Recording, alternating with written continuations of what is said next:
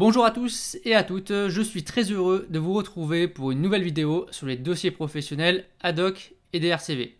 Aujourd'hui, nous allons voir ensemble 5 choses à penser juste avant de passer votre oral professionnel afin de maximiser vos chances de réussite. Première chose, pensez à imprimer vos dossiers professionnels pour le jour de l'oral. Vous devrez dans un premier temps rendre un dossier numérique en centre d'examen contenant toutes vos fiches d'activité et uniquement vos fiches d'activité, donc pas d'annexe, pas de diaporama. Ton professeur est censé t'aiguiller sur les démarches administratives à réaliser afin de te permettre de déposer ce dossier. Généralement, ça se fait avec une plateforme numérique sécurisée. Ça dépend en fait de ton académie. C'est pour ça que ton prof est censé t'aiguiller par rapport aux démarches administratives. Cependant, même si tu dois déposer ton dossier de manière numérique, je te conseille quand même de l'imprimer pour le jour de l'oral afin de faciliter sa consultation ou en cas de bug informatique, on ne sait jamais.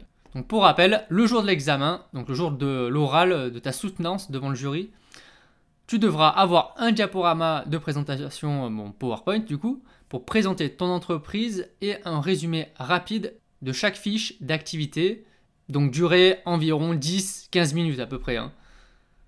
Tu devras aussi créer des documents annexes pour présenter l'ensemble de ton travail et répondre aux questions du jury pendant la seconde partie de l'examen. Ça dure environ une vingtaine à une trentaine de minutes maximum. Deuxième chose à penser, c'est l'entraînement. Comme je l'ai abordé dans le précédent point, l'oral se produit en deux parties, comme on peut le voir dans l'encadré, puisque ici on a la description de l'épreuve. Une première partie de 10 minutes, sans interruption, pour présenter ton entreprise, plus toutes tes fiches, de manière résumée, et une seconde partie de 20 à 30 minutes d'entretien avec le jury. Comme tu peux le remarquer, il y a une exigence au niveau du respect du timing, puisqu'il est bien indiqué pendant 10 minutes au maximum. Pour savoir si tu es dans les temps, il est impératif que tu t'entraînes au moins une bonne dizaine de fois pour réaliser d'éventuels ajustements. Si tu vois que c'est trop long ou justement que c'est trop court, à toi d'ajuster ton diaporama et ta présentation à l'oral pour rentrer dans ces 10 minutes. Plus ou moins une minute, on va dire. Tu peux faire entre 9 et 11. Après, si tu fais au-delà, ça commence à faire trop. Et si tu fais que 7 minutes ou 6 minutes, ça fait vraiment trop court. Troisième chose à penser pour tes oraux, créer des annexes qui serviront de preuve pour ton travail. Le jury n'est pas dupe et il sait reconnaître un travail abouti d'un travail qui est pompé sur quelqu'un ou qui est complètement inventé. C'est donc primordial de prévoir des annexes qui vont pouvoir prouver l'intégrité de ton travail. Par exemple, tu peux prévoir quelques annexes pour montrer les sources de tes recherches, donc quels sont les sites que tu as visités, quels sont les articles que tu as lus par exemple.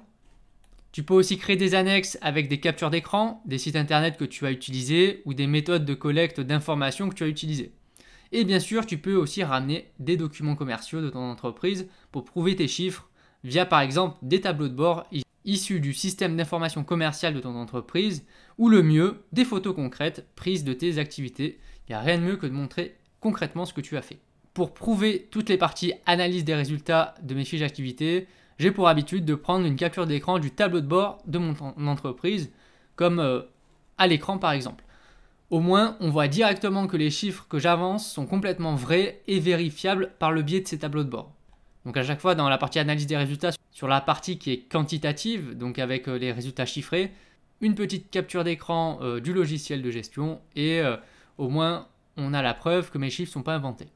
Quatrième chose pour préparer tes oraux, ça concerne le degré de prévoyance. Car malheureusement, on n'est pas à l'abri d'une panne au pire moment de votre existence, c'est-à-dire au moment où vous avez passé votre oral. Ce qui est assez fréquent, c'est le PC qui tient plus la batterie. Et malheureusement, pas tous les centres d'examen acceptent que vous vous branchiez à une prise pour recharger votre ordinateur, car votre source de présentation est censée être autonome énergiquement parlant. Alors pire, le PC qui ne veut pas s'allumer, la solution c'est d'avoir une deuxième source de présentation. Un ami ou un membre de votre famille pourrait peut-être vous prêter son ordinateur au cas où, ou prévoir une tablette numérique pour la lecture du diaporama dans le cas où votre PC fonctionnerait mal. Bon, en tout cas, privilégiez une source de présentation avec un écran qui soit suffisamment grand.